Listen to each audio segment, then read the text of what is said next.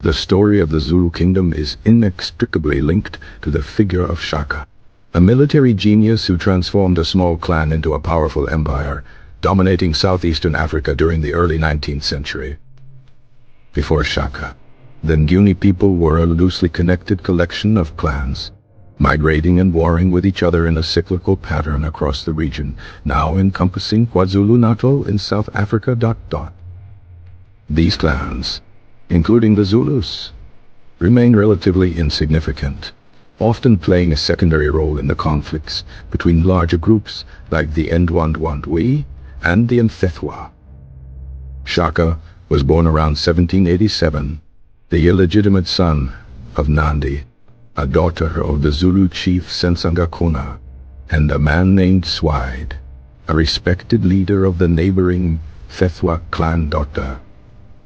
His birth was shrouded in controversy and led to social marginalization, as Sensangakona initially denied his paternity, creating a precarious and difficult childhood for both mother and son. Nandi, a strong and resilient woman, fiercely defended Shaka's lineage and refused to relinquish her son, enduring hardship and expulsion from various clans. She moved between different clans, including the Kadi and the Dlamini, seeking refuge and support for herself and her son, often facing hostility and prejudice.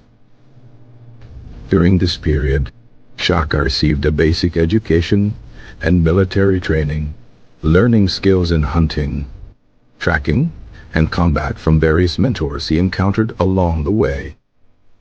Around 1812, Nandi sought protection for herself and Shaka under Dingiswayo, the powerful chief of the Mthethwa Paramansi, a confederation of smaller Nguni clans.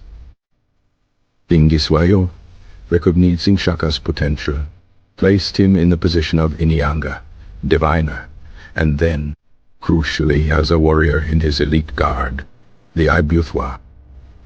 This provided Shaka with invaluable experience in military strategy and leadership, allowing him to observe and learn from Dingiswayo's effective but somewhat conventional methods. Shaka quickly distinguished himself as a skilled and fearless warrior, gaining respect and loyalty from his fellow soldiers through his bravery and dedication. He began experimenting with new military tactics, questioning traditional methods, and proposing innovative strategies to enhance the effectiveness of the Mthethwa army. One of Shaka's most significant innovations was the Akulwa, a short stabbing spear, replacing the longer throwing spear that was standard among the Nguni. This change emphasized close quarters combat and encouraged aggressive fighting, making Zulu warriors far more dangerous in hand-to-hand engagements. He also introduced the Isilangu, a large ox-hide shield, providing greater protection against enemy weapons and facilitating the famous bullhorn formation. The bullhorn formation involved a central chest of warriors, flanked by two wings designed to envelop and surround the enemy, creating a decisive tactical advantage. Shaka's training regime was notoriously rigorous, demanding absolute discipline and pushing his warriors to their physical and mental limits.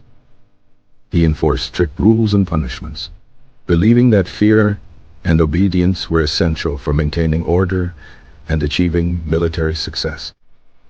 In 1816, Dingiswayo was captured and assassinated by Zwide, a rival chief who sought to seize control of the Mthethwa Paramansi. This event created a power vacuum and plunged the Mthethwa Paramansi into chaos, providing Shaka with the opportunity to seize control of the Zulu clan. Shaka returned to the Zulu kraal village and, with the assistance of his mother Nandi, quickly eliminated his brothers and rivals, assuming leadership of the Zulu clan. He reorganized the Zulu army, implementing his new tactics and training methods on a larger scale, transforming it into a formidable fighting force.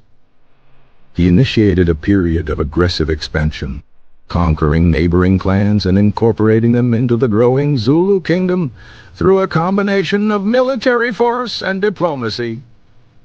To deter potential enemies, Shaka implemented a policy of impaling the bodies of defeated warriors on spears, leaving them to rot on the battlefield. This practice, while shocking to outsiders, served as a gruesome warning to other clans and effectively discouraged resistance. Shaka also implemented a system of mandatory military service, requiring all able-bodied men to participate in the army, ensuring a constant supply of warriors. He implemented a strict system of age-grade regiments, the Izimboni, further organizing the army and facilitating control over the population. The Izimboni provided a framework for social control and allowed Shaka to mobilize his warriors quickly and efficiently for military campaigns.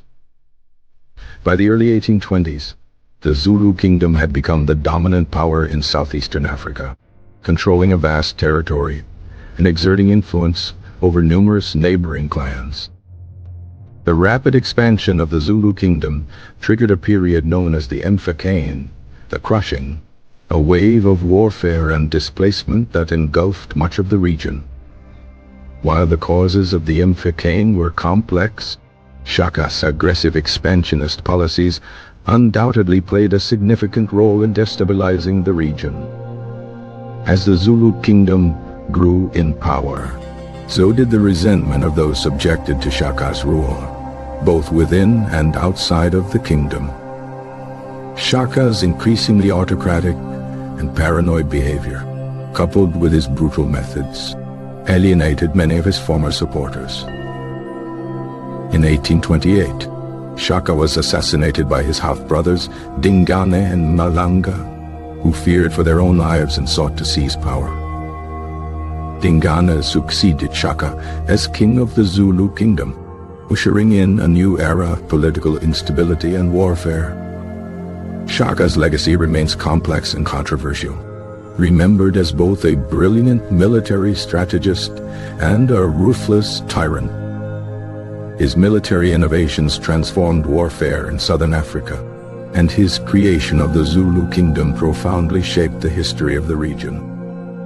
However, his brutal methods and the devastating consequences of the Mfecane continue to be debated and scrutinized by historians.